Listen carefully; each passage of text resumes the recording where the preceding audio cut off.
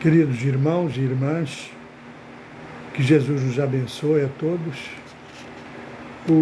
Vamos fazer o nosso estudo de hoje do Evangelho segundo o Espiritismo, o capítulo 16, lição 1 a 7.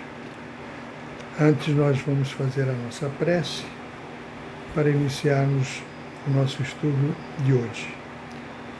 E assim, Senhor Jesus amado, aqui estamos mais uma vez pedindo a inspiração e pedindo a ajuda dos bons espíritos para que o nosso estudo de hoje seja proveitoso e agradável a todos nós. Que a Tua paz, Senhor, possa nos envolver hoje e sempre. Graças a Deus. Então, meus irmãos, capítulo 16, não se pode servir a Deus e a Mamon.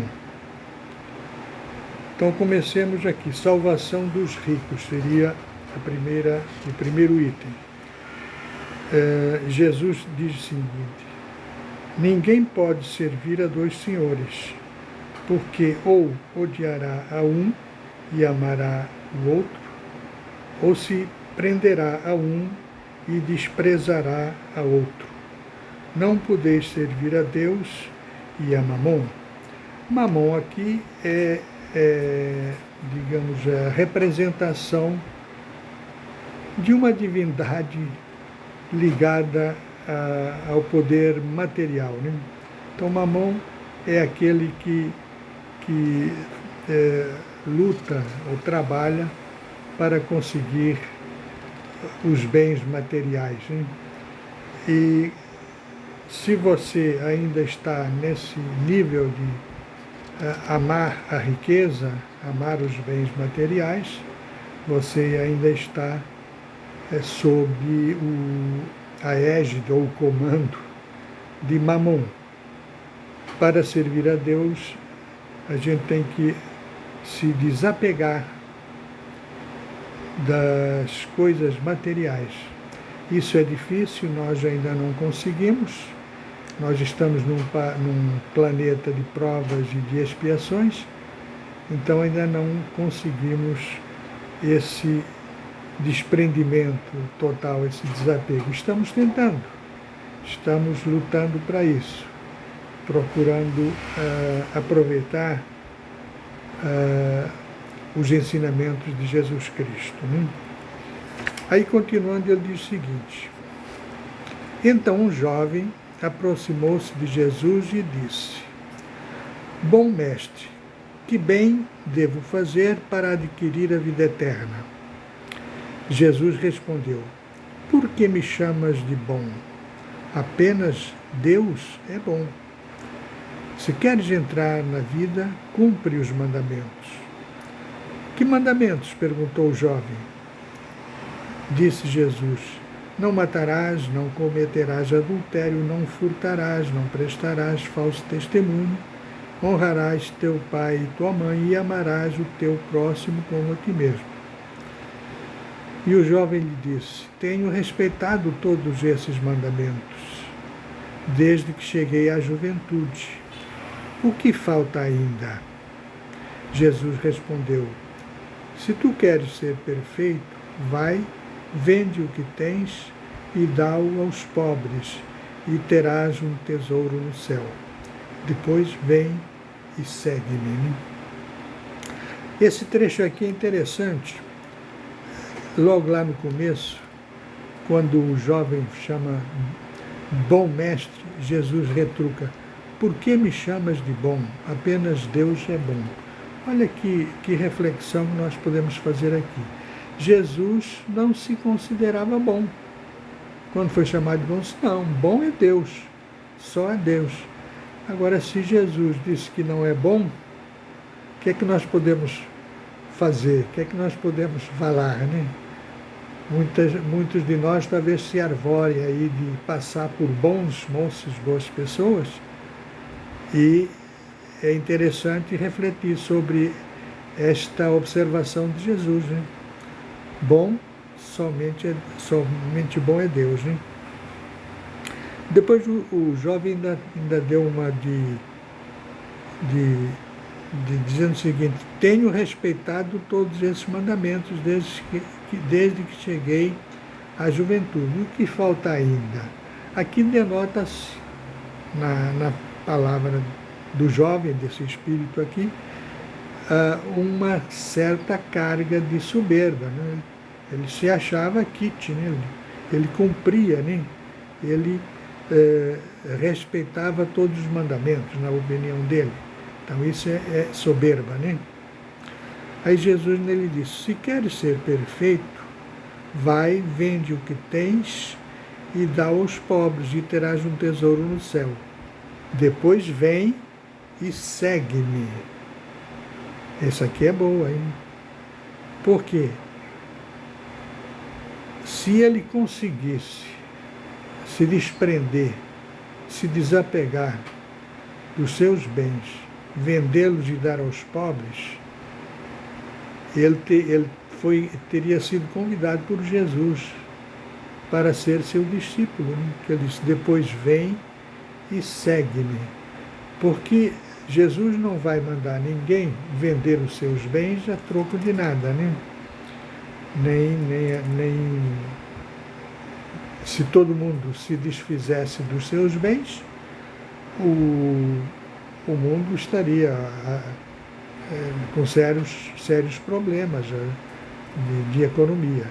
Então aqui a gente entende que naquela época Jesus estava, digamos assim, angariando ou convidando criaturas para serem seus discípulos, né?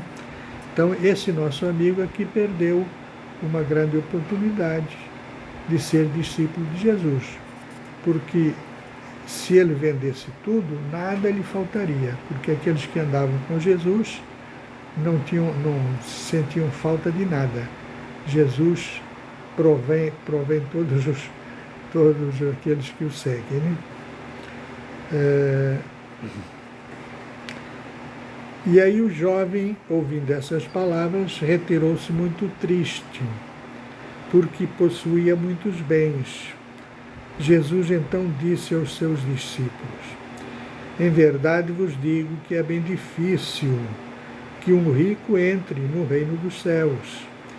Eu vos digo ainda uma vez, é mais fácil um camelo passar pelo buraco de uma agulha do que um rico entrar no reino dos céus, né? Então aqui, essa questão do buraco da agulha é uma questão muito discutível, tem dado margem a certas opiniões, certas discussões, mas eu vou passar para vocês o resultado de uma pesquisa feita por um pesquisador espírita, né? Que eu li essa pesquisa na revista Reformador, que é editada pela Federação Espírita Brasileira. Então, nessa pesquisa, nesse estudo, ele então vai contando a história e então nos diz o seguinte, que a agulha era uma portinha, uma porta estreita que tinha nas cidades antigas. As cidades antigas eram cercadas por muralhas, né, para se protegerem das invasões. Então tinha a entrada principal, onde passavam as pessoas, né, e as autoridades, e as mercadorias elas passavam por uma portinha lateral, porta estreita. A porta era tão estreita que o camelo não conseguia passar com a carga no lombo. Então para passar era preciso que o mercador, né, descarregasse toda a mercadoria, passasse com a mão lá, com os braços para dentro da cidade, para o lado de dentro. Depois então o camelo passava, despojado daquilo tudo, passava lá dentro. Isso era uma maneira engenhosa que as autoridades bolaram para cobrar os impostos da cidade. Então, o mercador tinha que abrir toda a mercadoria para que o fiscal lá de rendas pudesse tributar, cobrar o tributo. Quer dizer, então, era uma maneira de cobrar o tributo dos mercadores, né? Mas isso nos leva a uma outra reflexão. Jesus, ele não disse que é impossível o rico entrar no céu. Ele disse que é bem difícil, mas não é impossível, que um rico entre no reino dos céus. Então, o que é que nós deduzimos aqui? O rico, para entrar no reino dos céus, teria que fazer, do sentido figurado, igual o camelo, né? Ele teria que se despojar dos seus bens materiais, das suas influências materiais, se desapegar desses bens, né? Ou fazer com que esses bens produzissem bem-estar para a comunidade, né? Que esse é o objetivo. Então, com isso ele poderia passar pelo buraco da agulha, né? Que seria essa pontinha. Ele poderia passar para o reino dos céus, né? Quer dizer, então o rico, se despojando dos bens materiais em proveito da comunidade, né? Ele está apto a entrar no reino dos céus, né? Ele está praticando a caridade que Jesus ensinou para nós. Então, essa pesquisa do buraco da agulha é muito mais lógica, né? Do que algumas teorias que foram criadas, que seria o camelo, seria um cabo, né, feito de pelo de camelo, que também não entraria pelo buraco da agulha. Então, essa questão da agulha nos parece muito mais lógica, né, nessa pesquisa, que afinal foi uma pesquisa, e eu pessoalmente aceito como verdadeira, porque tem muita lógica, é muito racional, né? Então vamos lá. Então a questão da agulha está explicado, né? Aí no item 2, preservar-se da avareza. Então o homem falou do meio da multidão: Mestre, diz a meu irmão que divida comigo a herança que nos coube. Mas Jesus lhe disse: Ó homem, quem me designou para vos julgar ou para fazer as vossas partilhas? E acrescentou: Tende o cuidado de vos preservar de toda a avareza, porque em qualquer abundância em que o homem esteja, sua vida não depende dos bens que ele possua. Quer dizer, por mais bens que você possua, você não está livre de ser apanhado pela morte, vamos aqui, que é o móvel aqui da lição. Então ele não está livre de ser apanhado pela morte, né? Aí ele continua. A seguir contou-lhes esta parábola. Jesus contou esta parábola aos discípulos. Havia um homem rico cujas terras tinham produzido abundantemente, e ele se entretinha com estes pensamentos: Que farei? Pois não tenho lugar onde possa guardar tudo o que tenho para colher. Eis o que farei, disse ele: demolirei os meus celeiros, construirei outros maiores, e neles colocarei toda a minha colheita e todos os meus bens. E direi à minha alma: Alma minha, tens bastantes bens de reserva para muitos anos. Descansa, come, bebe, regala-te. Deus, porém, ao mesmo tempo disse ao homem: Insensato que tu és, esta noite mesmo virão em busca da tua alma. E para que servirão as coisas que juntaste? É o que acontece àquele que acumula tesouros para si e que não é rico diante de Deus. Então aqui uma reflexão, uma lição importante, que é a avareza, né? Combatendo a avareza. Quer dizer, esta figura, né?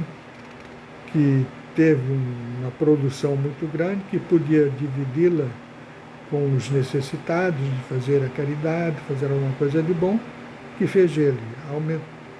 Derrubou os celeiros, fez maiores para guardar tudo só para ele gozar durante a vida. Só que Na historinha aqui complicou, porque Deus disse que viriam pegar a sua alma, né? Então, esses bens terrenos, essa riqueza, ela não é sinal de segurança para a sua vida. Você perde a vida material mesmo com muito rico, né? Item 4 é Jesus em casa de Zaqueu, né? Então diz o seguinte: tendo entrado em Jericó, Jesus atravessou a cidade. Havia ali um homem chamado Zaqueu, chefe dos publicanos, e muito rico, que, tendo vontade de ver Jesus para conhecê-lo, não o conseguia, por causa da multidão e pelo fato de ser de estatura muito baixa. Então correu adiante e subiu a um sicômoro, uma árvorezinha, né, para vê-lo, pois Jesus devia passar por lá. Chegando àquele lugar, Jesus dirigiu seu olhar para o alto e ali o viu e disse-lhe: Zaqueu, desce depressa, porque é preciso que eu fique hoje em tua casa. Zaqueu desceu rapidamente e o recebeu com alegria. Vendo isso, todos murmuraram, dizendo: ele foi hospedar-se em casa de um homem de má vida. Entretanto, Zaqueu, pondo-se diante do Senhor, lhe disse: Senhor, eu dou aos pobres a metade dos meus bens, e se causei danos a alguém, seja no que for, eu lhe restituirei 4 vezes mais. Ao que Jesus lhe disse: esta casa recebeu hoje a salvação, porque este também é filho de Abraão, porque o Filho do Homem veio para procurar e salvar o que estava perdido. Então aqui nós temos uma lição muito bonita, né? Zaqueu, né? Zaqueu foi tocado por uma emoção, querendo conhecer Jesus. É claro que isso já estava nos desígnios de Deus, né? Zaqueu, apesar de ser rico, era considerado um homem de má vida porque era cobrador de impostos, né? Ou chefe do cobrador de impostos, e os judeus não gostavam de pagar impostos. Eles tinham raiva dos cobradores de impostos. Por isso que fizeram esse comentário quando Jesus foi para casa. Ele foi hospedar-se na casa de um homem de má vida, né? Então era considerado um homem de má vida. Mas veja, Zaqueu, ele se sensibilizou no seu coração com a presença de Jesus, quer dizer, sentiu uma vontade enorme de ver Jesus. Jesus percebeu isso, falou que iria se hospedar na casa dele e tudo mais, e Zaqueu então deu uma demonstração de desprendimento dos bens, né? Metade da sua fortuna ele iria dar aos pobres, e quem quer que ele tivesse causado prejuízo, ele pagaria 4 vezes mais, ou coisa assim. Então, é um motivo de desprendimento. Já era um espírito já mais preparado, um espírito mais sensível, que Jesus aproveitou, né? Aproveitou para, digamos assim, dar uma lição de humildade e de caridade, né?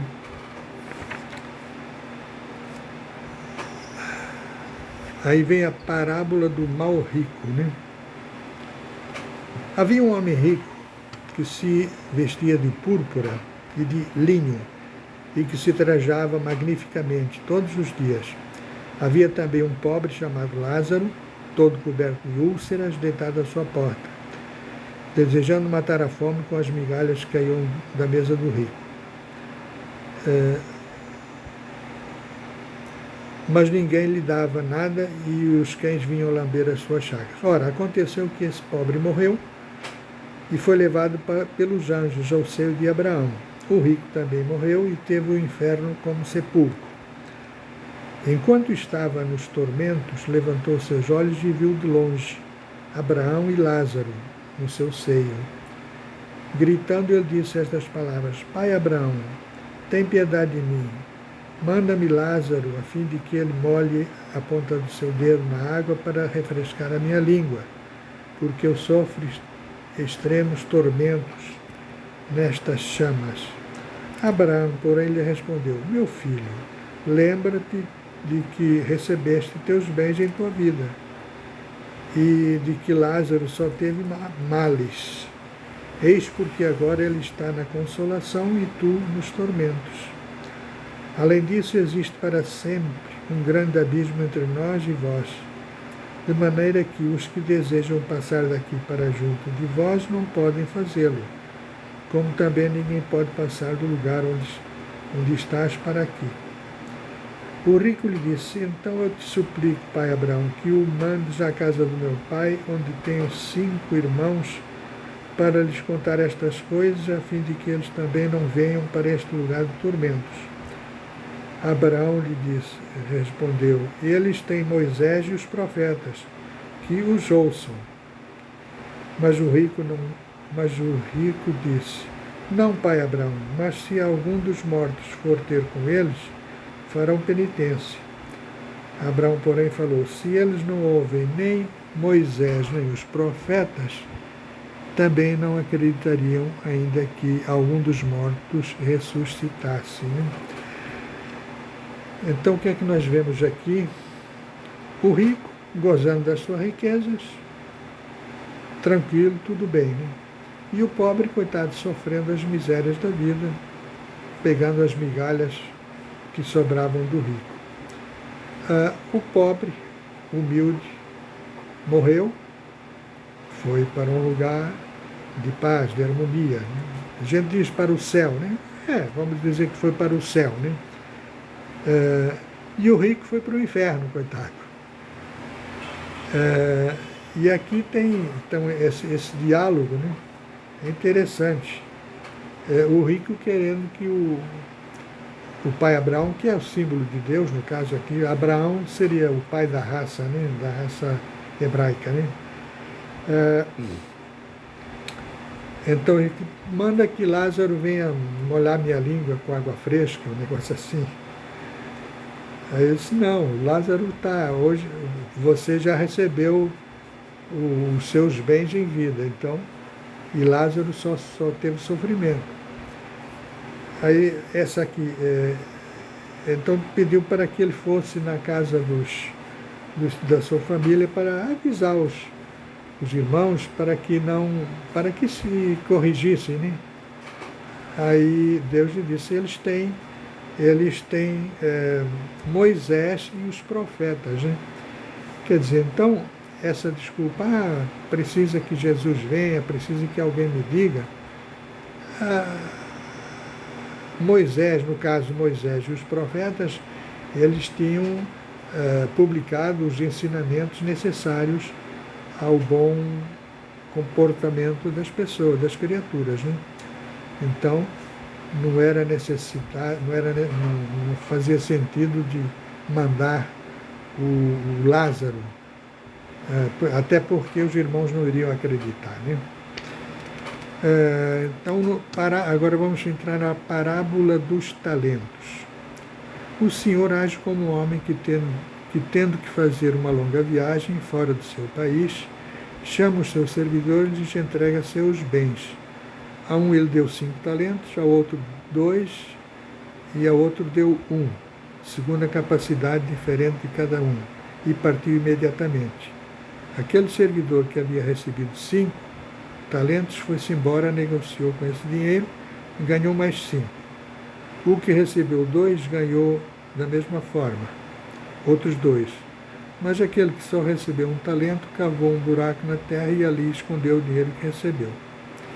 Então, aqui o trecho é longo, vamos tentar resumir isso aqui. Os talentos que nós recebemos, aqui diz que Deus deu 5 a um, 2 a outro e 1 a outro, né? Então, deu de acordo com a capacidade de cada um. Então, aquele que tem capacidade, ele multiplica os seus talentos. É aquela história, quanto mais você aprende, quanto mais você estuda, mais fácil as coisas se tornam. E mais verdades e mais conhecimentos você adquire. Então, já o preguiçoso, que não estuda, não faz nada, até aquilo pouco que sabe, ele acaba esquecendo e perdendo, né? É o que diz, a conclusão dessa lição. Ele diz assim, então,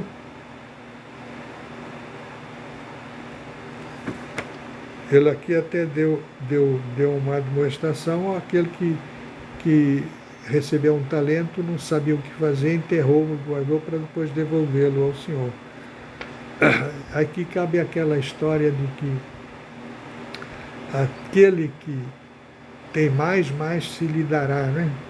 E aquele que nada tem, até o pouco que pensa que tem, lhe será tirado. É mais ou menos tirado dessa história, né? Quer dizer, se você tem capacidade, você gosta de trabalhar, gosta de aprender, você cada vez cresce mais. Se você é preguiçoso, até o pouco que tem será perdido, né? Agora vamos falar um pouquinho de utilidade providencial da riqueza, provas da riqueza e da miséria, né? Se a riqueza fosse um obstáculo absoluto à salvação daqueles que a possuem, como se poderia deduzir de certas palavras de Jesus, interpretadas segundo a letra e não segundo o seu sentido, Deus que a concede teria colocado nas mãos de algumas pessoas um instrumento inevitável de perdição. Pensamento este que vai de encontro à razão. A riqueza é, sem dúvida, uma prova muito difícil, mais perigosa que a miséria, pelas seduções, pelas tentações que oferece, pela fascinação que exerce. É o supremo excitante do orgulho, do egoísmo e da vida sensual. É o laço mais poderoso que liga o homem à terra e afasta os seus pensamentos do céu.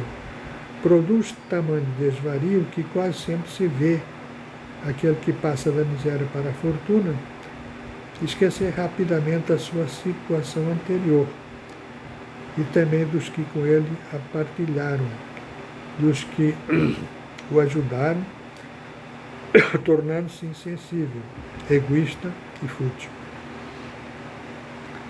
Porém, embora a riqueza torne a jornada mais difícil, isso não quer dizer que a torne impossível e que não possa vir a ser um meio de salvação, nas mãos daquele que souber utilizá-la, como ocorre com o uso de certos venenos que podem devolver a saúde, quando usados oportunamente e com discernimento.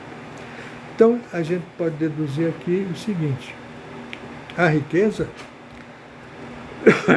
bem utilizada, ela é fonte de progresso. A riqueza é fonte de progresso. É através da riqueza que se desenvolve a ciência, enfim, todo o progresso que se adquire.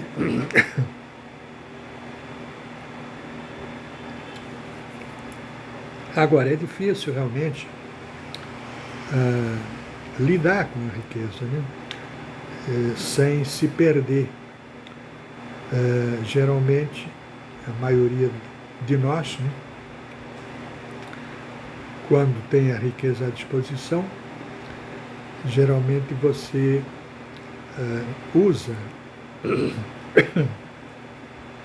para gozo pessoal, para seu próprio conforto. Muitas vezes não se lembra dos seus semelhantes, dos seus irmãos. Agora, se você tem a riqueza e consegue movimentá-la em favor da coletividade, dos seus irmãos, produzindo emprego, fundando entidades de amparo, em tudo que se refere à caridade, então a riqueza aí foi bem empregada e o rico será o bom rico, né? Ele naturalmente terá a sua compensação na vida futura, na vida espiritual, né? Então, queridos irmãos, essa foi a lição de hoje, foi extensa, tivemos que correr um pouquinho, né, para poder chegar próximo. Né? Naturalmente ficaram algumas lacunas ainda, mas naturalmente numa próxima oportunidade, outro irmão estudioso vai abrir mais o entendimento dessa lição. Obrigado pela atenção, que Jesus nos abençoe hoje e sempre e que a sua paz nos envolva. Graças a Deus.